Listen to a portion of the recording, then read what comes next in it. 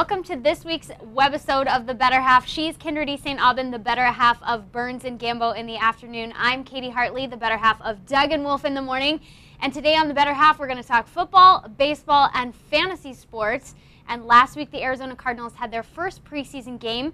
They beat Oakland in Oakland, 24-18. Kyndra, how do you think Kevin Kolbs looked? Well, I thought he looked pretty good. I mean, we didn't get a lot of time to see him on the field, and obviously that first play, kind of a miscommunication there with Fitz. But Fitz also does make everybody look good, so I'm not 100% sold, but he is 100 times better than anything they've had since they had Kurt Warner. And the fact that they know who their starter is, they don't have to deal with 5 different quarterbacks in and out as they did last year, I think that's already a huge plus. And he's super athletic, so I'm excited to see him. Yeah, I have to say, I wasn't totally sold on Kevin Kolbs before, but I didn't need to see any more than 2 series. This guy looks good, and you're right, he's a huge improvement from anything that the Cardinals have had in the past.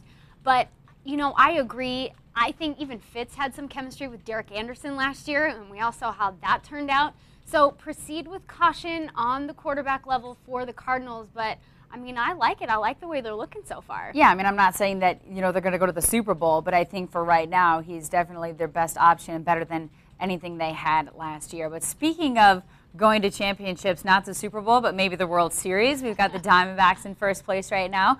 You know, a couple games ahead of the Giants, and it's just huge. They're heading on this road trip, which I think is going to be killer, and manager Kirk Gibson, he talked about it the other day.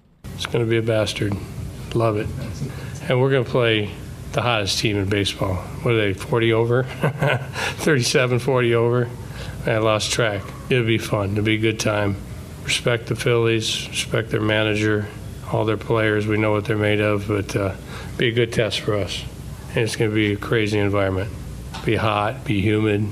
That's what we play for. Typical Kirk Gibson, pretty fiery there with his language. I talked to some guys in the clubhouse. They weren't surprised that he talked that way. But what do you think about A, them being in first place, and B, them heading to Philly and, you know, and then Atlanta?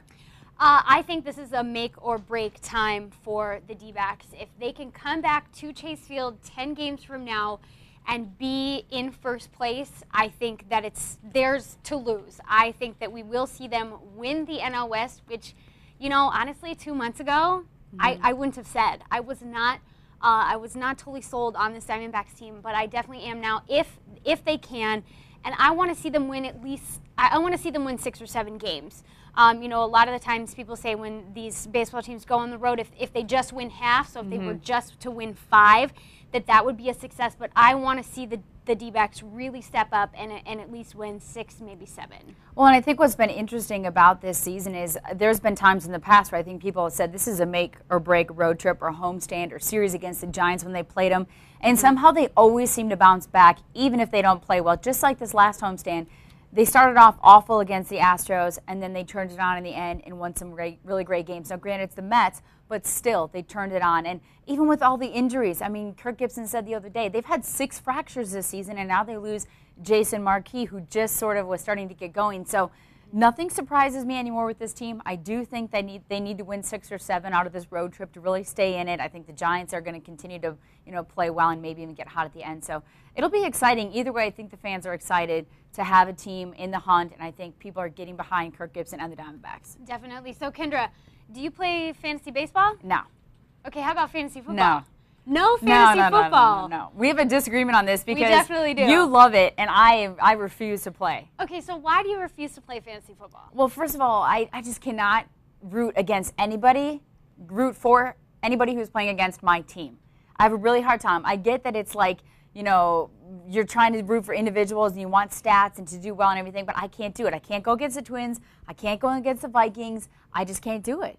So, but you know that fantasy football isn't necessarily cheering for but you're wanting them team to do well. Like, what if they're playing against your team? What if they're playing against the Cowboys? And you need numbers from a guy like a receiver who's playing against your Cowboys. Right. And that is when it gets difficult, and I'm not exactly like cheering for them. However, I am a Cowboys fan, and last season I was excited to have fantasy football to cheer for because I didn't have a whole lot else to cheer for. Right. But I'm a very competitive person, so I love fantasy football just for that aspect. I've heard you have a pretty good record. I do have a pretty good record. Yeah. I've been in 2 leagues for the last 3 years, and I've won at least one of those leagues every year. Yeah, that's pretty good. So, you know, I think I deserve a little championship. Well, and you know what? I might be in the same boat this year. With my Vikings, I might You be may like wanna you were play with the fantasy Cowboys last year, football. so who knows? Maybe can I join halfway through the season? We'll see. We'll talk about it. Well, thanks for joining us this week on The Better Half. Remember to check us out on Twitter. I'm at Kyndra620. She is at FunKaty620. And we'll see you next week.